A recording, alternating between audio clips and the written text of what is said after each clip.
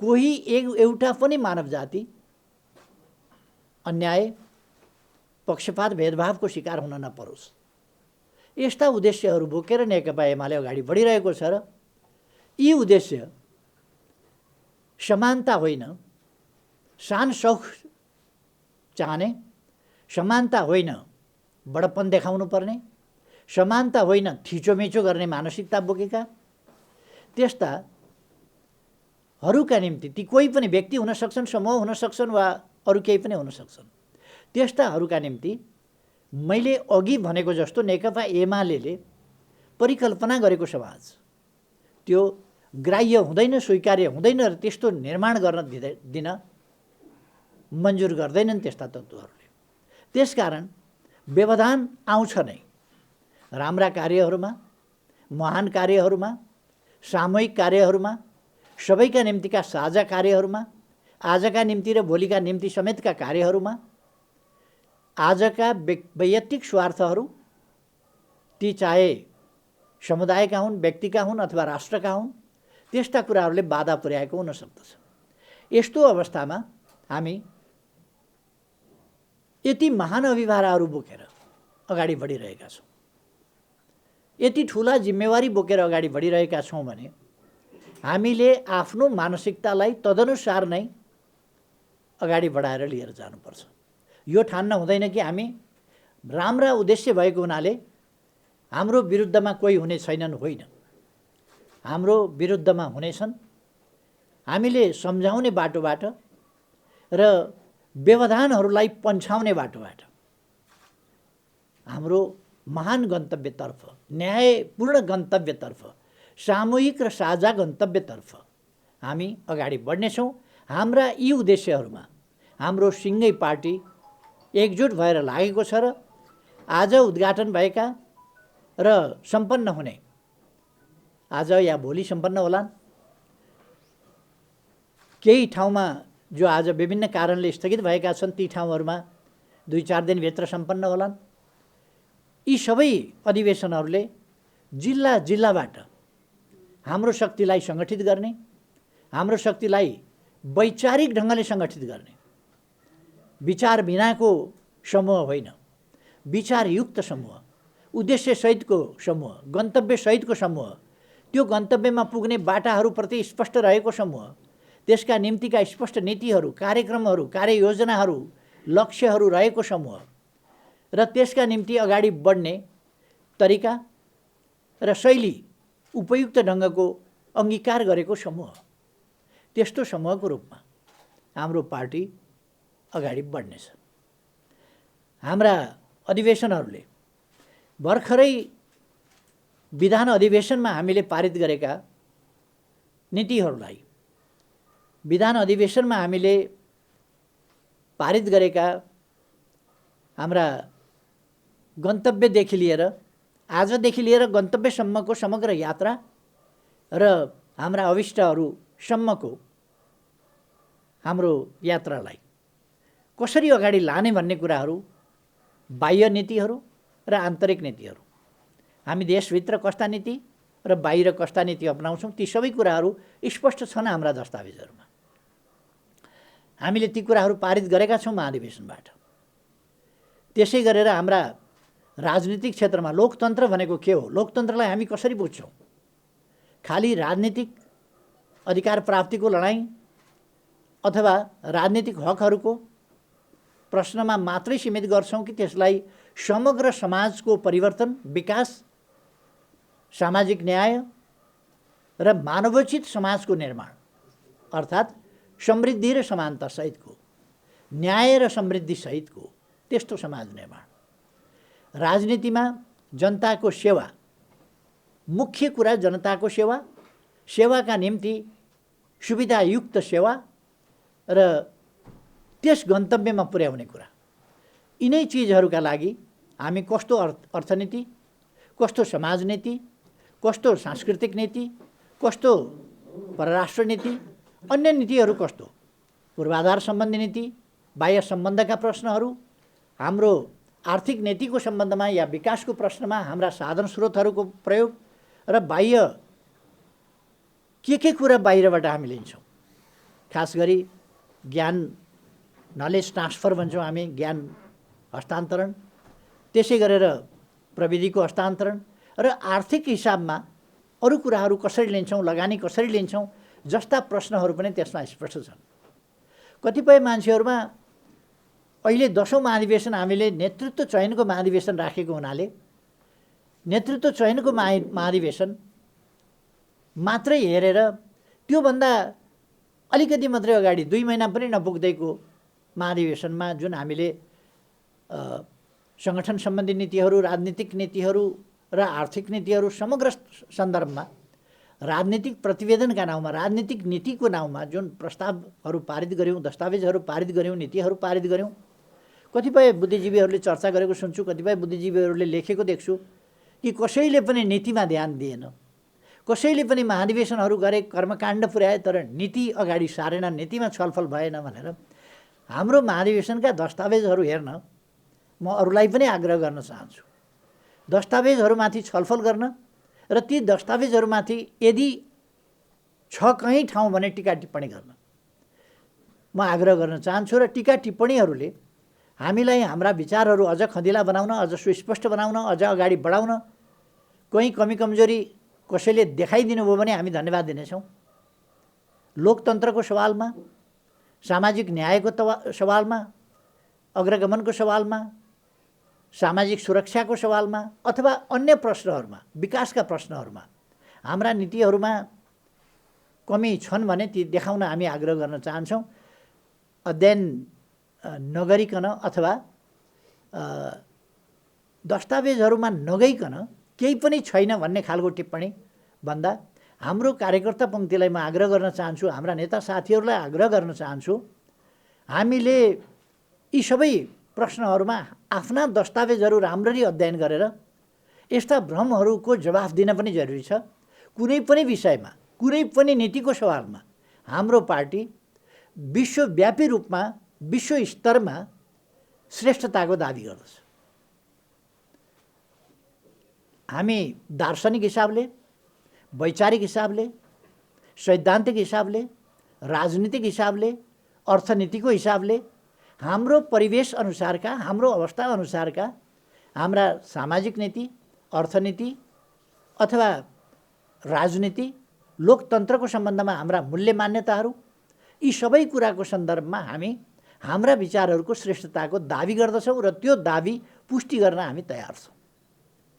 तसर्थ हाम्रो सिङ्गो पार्टी पङ्क्तिले यो स्पष्टता, यो उचाइलाई बुझ्न जरुरी छ र त्यसलाई अगाडि बढाउन जरुरी छ। फिजाइएका भ्रमहरूमा कुनै अन्योलमा पर्न जरुरी छैन। र म के भन्न चाहन्छु भने हामी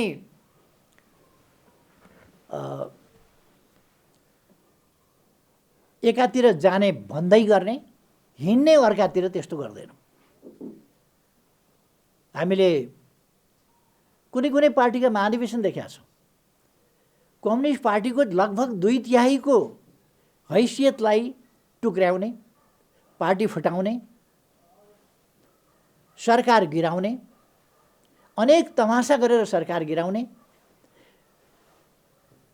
सरकार अस्वस्थ ढङ्गले, अनुचित ढङ्गले, असंवैधानिक ढङ्गले सरकार गिराउने, विपक्षीसँग मिलेर विरोधी विचार, विरोधी दर्शन, विरोधी सिद्धान्त र विरोधी उद्देश्यहरू भएका शक्तिहरूसँग मिलेर आफ्नो प्रगतिशील वामपन्थी सुशासन र विकासलाई मूल मन्त्र बनाएर आर्थिक उन्नति र सामाजिक न्यायको दिशामा अगाडि बढिरहेको सरकार, तीव्र ढङ्गले विकासको बाटोमा अगाडि बढेको सरकार ढालेर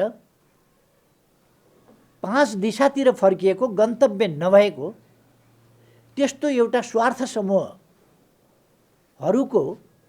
गठबन्धनको सरकार बनाउने अनि समाजवाद निर्माणको नेपाली बाटो भनेर लफ्फाजी पनि दिँदै गर्ने, गफ पनि दिँदै गर्ने र कार्यकर्ता अल्मल्याउँदै गर्ने नीति हाम्रो पार्टीको होइन। हामी जे भन्छौँ त्यो गर्छौँ, जे गर्नु छ त्यो भन्छौँ। हिँड्ने एकातिर, भन्ने अर्को कुरा, गर्ने एउटा काम, भन्ने अर्को काम, भन्ने अर्कै कुरा, त्यस प्रकारको हाम्रो नीति होइन। हाम्रो साथीहरू यसमा स्पष्ट हुनुपर्दछ। म आग्रह गर्न चाहन्छु, हाम्रो पार्टीका विरुद्ध अनेक प्रकारका भ्रमहरू फिजाइएका छन्, हल्लाहरू चलाइएका छन्। त्यसबाट एउटा जनतामा थोरै तिनो भ्रम पर्न सक्छ। अहिले हाम्रो अगाडि राष्ट्रिय सभाको निर्वाचन आइरहेको छ। राष्ट्रिय सभाको निर्वाचन माघ 12 गते सम्पन्न हुन्छ, मतदान हुन्छ त्यसमा 12 गते, र त्यसको परिणाम हाम्रा निम्ति अलिक प्रतिकूल आउन सक्छ। किन प्रतिकूल आउन सक्छ भने त्यो आजको जनमत होइन र त्यो कुनै यथार्थ जनमत होइन।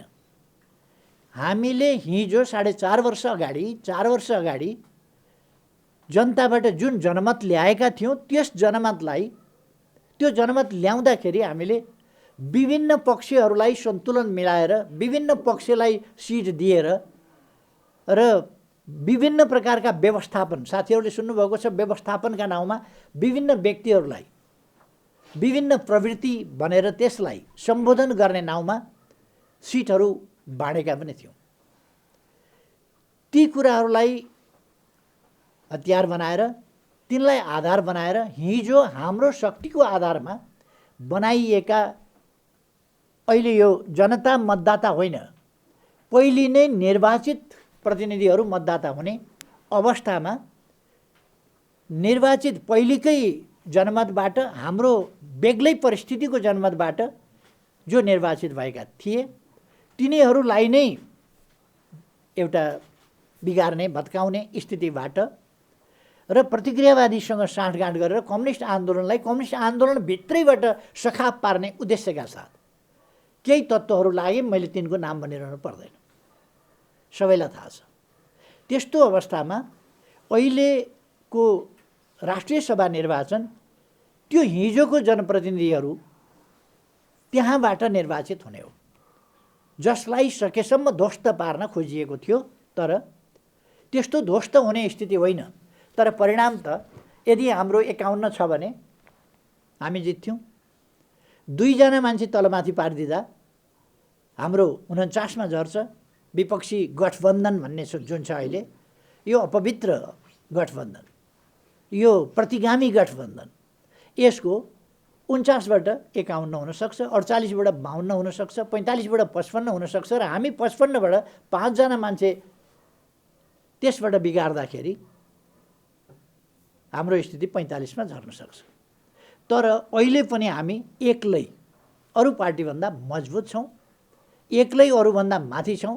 तर यसमा 50% चाहिने जुन अवस्था हो, त्यसमा सम्पूर्ण शक्तिहरू मिलेर यति बेला हिजोको जनमत र हिजोको परिस्थितिको दुरुपयोग गरेर अहिले हाम्रा निम्ति अलिकति प्रतिकूल परिणाम यस राष्ट्रिय सभा निर्वाचनबाट आउन सक्छ।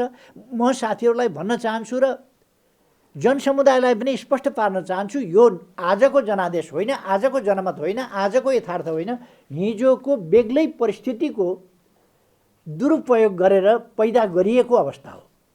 त्यसकारण यसमा हाम्रो अलिकति सकारात्मक परिणाम आएन भनेर अनौठो मान्नुपर्ने कुनै आवश्यकता छैन। यो हिजोको कुरा हो। र नेकपा एमालेलाई संसदीय क्षेत्रमा, संसदीय सङ्घर्षको मैदानमा र तिनै तहका निर्वाचनहरूमा नेकपा एमाले माथि गर्न सक्ने हानिकारक प्रहार, नोक्सानदायी प्रहारको अन्तिम किस्ता यो हो। नेकपा एमाले फुटाउने तत्त्वहरूले गरेको प्रहारको अन्तिम किस्ता यो हो। यसभन्दा पछि जनतामा जाँदा अब उपरान्त उनीहरूसँग त्यो हैसियत रहँदैन।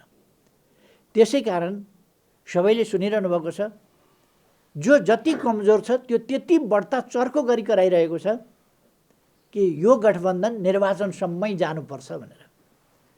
जो जति कमजोर छ उसलाई गठबन्धन त्यति बढ्ता चाहिएको छ। नेकपा एमालेलाई गठबन्धन चाहिएको छैन। नेकपा एमाले एक्लै चुनौतीहरूको सामना गर्न सक्षम छ। नेकपा एमाले देशका निम्ति खटेको, जनताको सेवाका निम्ति समर्पित, जनताका निम्ति काम गरेर आएको, विकास प्रेमी, शान्ति प्रेमी र देश बनाउने सङ्कल्प बोकेको र बनाउन योगदान गरेको र कामबाट आफ्ना विचारको श्रेष्ठता र व्यवहारको श्रेष्ठता यी कुराहरू प्रमाणित गरेर आएको पार्टी हो, जनताको पार्टी हो। त्यसकारण यसलाई जनताबाट कसैले अलग गर्न सक्दैन र कमजोर पार्न सक्दैन। सबैलाई थाहा छ, आजको मात्रै मैले एउटा अखबार हेरेको थिएँ, सायद कारोबार भन्ने आर्थिक पत्रिका, त्यसको मुख्य समाचार छ आर्थिक क्षेत्रमा 6 महिना खेर गयो। 6 महिना, पहिलो 6 महिना, देशको पहिलो 6 महिना, आर्थिक वर्षको पहिलो 6 महिना आर्थिक विश्लेषण गर्ने पत्रिकाको भनाइ छ खेर गयो। 6 महिना खेर गयो, अर्को 6 महिना पनि खेर जान्छ। यो खेर जाँदाखेरि विकास नहुने मात्रै होइन, विकासलाई पछाडि पार्ने काम हुन्छ र 1 वर्षले अरू 2-3 वर्ष त्यसलाई मेकअप गर्न, त्यसलाई परिपूर्ति गर्न लाग्छ र हामी यस ढङ्गले आर्थिक क्षेत्रमा ध्वस्त हुँदैछौँ।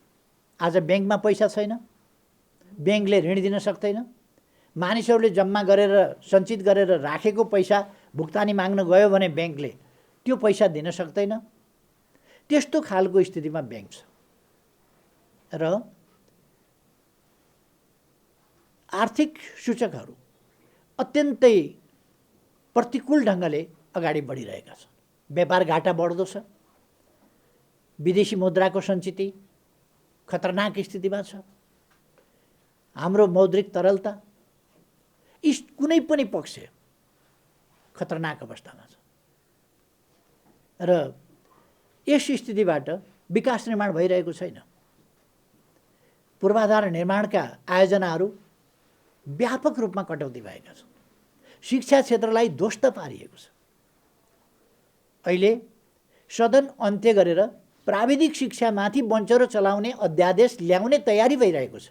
खास गरेर सिटिभिटीलाई समाप्त पार्ने, त्यसलाई एउटा कर्मचारीले सिइओको रूपमा सञ्चालन गर्ने र सरकारको अनावश्यक हस्तक्षेपबाट आफ्ना मान्छे राख्ने र आफ्ना मान्छे पैसा कमाउने भाँडो, जेसुकैलाई पनि पैसा कमाउने भाँडो बनाउने र देशप्रति अत्यन्तै गैर जिम्मेवार ढङ्गले बिना छलफल, सरकारवालाहरूसँग छलफल नगरिकन यस्ता कुराहरू ल्याउन खोजिँदैछ।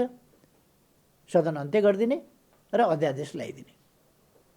पहिले यी गठबन्धनवालाहरू निर्वाचित सरकार भएका बेला, जनादेशबाट आएको सरकारका बेला, त्यति बेला जनताले नागरिकता नपाएर हैरान छ। विधेयक संसदमा लगेर लट्काइदिएका छन् र संसद नचलेका बेला नागरिकका समस्या समाधान गर्न अध्यादेश ल्यायो भने, संविधानसम्म ढङ्गले अध्यादेश ल्यायो भने त्यो अध्यादेशको विरुद्धमा यिनीहरू घाँटी सुक्ने गरी कराउँथे, माइतीघर मण्डलामा जम्मा हुन्थे, चर्को हल्ला गर्थे, अदालतमा जान्थे। अब अदालतले किन मुद्दा जिताउँथ्यो त्यो म जान्दिनँ, तर जनताका समस्या प्रति हेर्ने र संविधान हेरेर फैसला गर्ने भन्दा प्रतिपक्षले मागे अनुसारको फैसला यस्ता मामलामा पनि हुने गरेको थियो।